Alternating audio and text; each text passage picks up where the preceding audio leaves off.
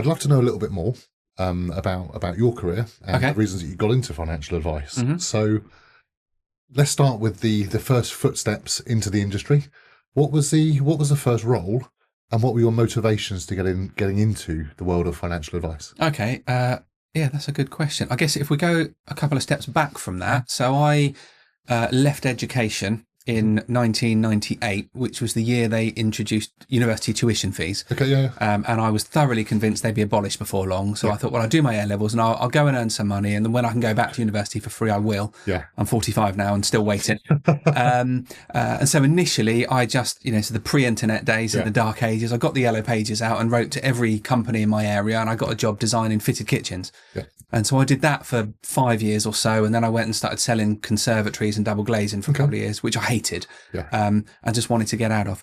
And so I was looking through job adverts in the Bournemouth Echo on a Thursday night, and this advert came up. It said, if you've got sales experience, we will teach you to be a financial advisor and a stockbroker, and we have a fail-safe method for building your own business. And I thought, that sounds like a career. I haven't got a career. I've got a job and I'm not enjoying it.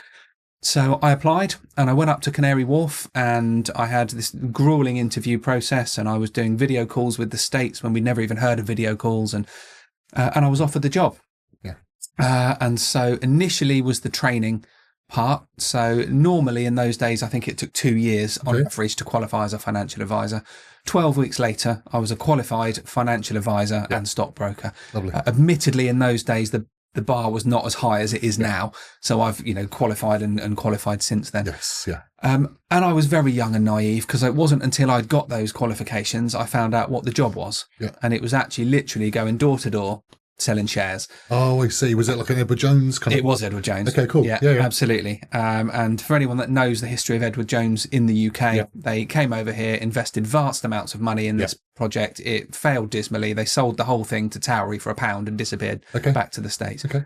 Because we're British, we don't open the door to a stranger and tell them everything about our assets and our investments. And, so I then had a whole bunch of qualifications, no experience, so the bit that I missed is I went out knocking doors for 12 weeks, and no one was at home. Literally no one was at home. And so Edward Jones and I parted ways. And so I thought, okay, I need to go and get some experience somewhere. So I put my CV out there, and there was a bit of a bidding war for me between HSBC and RBS. And I went to RBS. So I sat in NatWest branches for 2.5 years. I thought I was a financial advisor. In hindsight, I was flogging products for. But it gave me a grounding in talking to people about financial matters and sort of learning my way around. But 2.5 years in, I knew I wanted to become independent. So, flogging those products and it being a sales pitch and competing against other salesmen wasn't the thing for me. So from there, I went independent. And that ethical approach to business, which you kind of have, is you want to be able to recommend the right thing for people, not just sell them what you've got to sell them. Absolutely. For me, and I don't know if everyone else feels the same, but for me, it's a psychological thing. So when I was giving that restricted advice, I'm sitting opposite you at the table, trying to sell you my product, trying to win you over to thinking that the thing that I'm proposing is the best thing out there.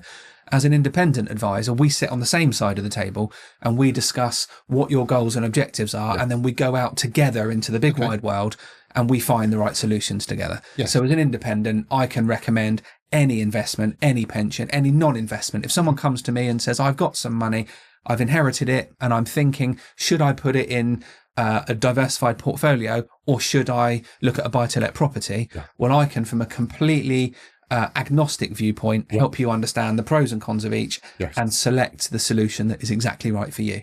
No, indeed. It's more about relationships as opposed to transactions then. Absolutely. So if you're just flogging a product, you are trying to create a series of transactions with another human being that leads you towards some kind of target. That means you get paid some more money.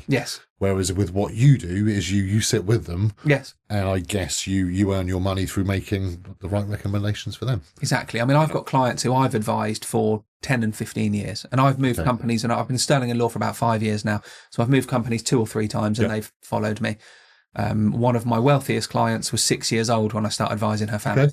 And so she's now got a great career and earning well, and has inherited some money from her family, and And that's really where I get the fulfillment, I think. It's not from getting the sale, but it's building that relationship and seeing these plans come to fruition. And that's really nice that the financial advisor for the family, not just the individuals. Oh, hugely so. Isn't it? Yeah. So, because I think there was something in the newspapers a while ago, there's some stat that a lot of millennials aren't going to follow their boomer parents to work with the same financial advisor. They're going to take their inheritance. They're going to go out and find whoever.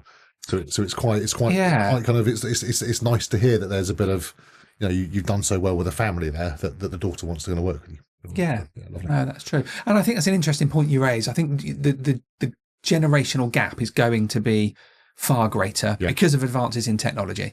So we've got, you know, the grandparents who aren't even used to using the internet, and the parents who've used that but are used to it in a certain way, and then the youngsters are coming up and they're using AI and more mobile based and things. And I think our profession needs to adapt along with it, but I sincerely believe that good quality advice will never be replaced. Yes. So you're at RBS, I believe. Yes. You're at RBS. So what happens next? You want to do the independent kind of thing. Let's talk about that story arc to like where we are today. Okay, so that came about because I'd had a really bad day, and I'd met a client or a customer in RBS who had some money coming, and I'd met with her 4, 5, 6 times in the run up to this. And then there was a reshuffle and I'd been moved off to another branch, and she'd come into the branch I was at with a check and said, finally, it's here. Can I pay this in, please, and make an appointment with George? And they said, oh, George doesn't work here anymore, but let me introduce you to the person that had taken over. And this person took all that groundwork that I'd done and in the space of 5 minutes signed up the investment and hit the target and got the bonus. And I just thought, this isn't for me. So I walked over to the local library in my lunch break and I logged on with a PIN number and I went on the internet and I wrote a CV and I uploaded it to a job site. And it's a mistake I'll never make again because I was utterly inundated with recruiters all trying to place me here, there and everywhere. But I ended up with 3 or 4 good job offers. And I took a role at an independent financial advisory firm, and I've been independent ever since. Good stuff. And I know that you specialise around the teacher's pension. That's not all you do, but it's a specialism of yours. What took you there? Was that almost by chance, or? To a degree, it was. It was that first IFA job I had were an organisation that had strong links with teachers. So they were based in Taunton, and the modus operandi was that we would go into schools and colleges and we would give a seminar explaining the teacher's pension scheme, and then look for opportunities to make appointments at home with the teacher and their spouse or partner, if relevant, and do a full financial review. The difficulty was they had great relationships with local authorities in Somerset and East Devon, and they recruited me. I was living in Dorset at the time, and someone else was living in Hampshire, and they said, we're going to expand out. And they went to those local authorities and they said, no, we're all right, thanks. And so then we were starting from the ground up, literally canvassing schools, looking for opportunities. And it was okay, but it didn't work incredibly well. So after a couple of years, I moved on and set up my own financial planning practice. But I had that in-depth knowledge of the scheme, and that never left me. And teachers, as a result, always came and found me, and they continue to this day. And now I promote myself in that sphere a little bit more. So you mentioned canvassing, obviously, for like business with the schools.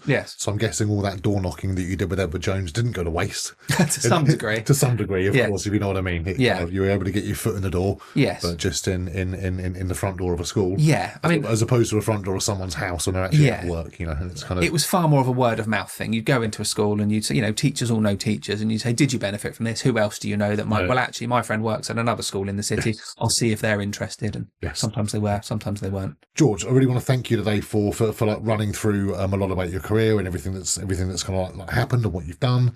You're clearly very diligent. You're obviously very committed to what you do, and it's been a pleasure talking to you. So thank you. Cheers, John. Thank you.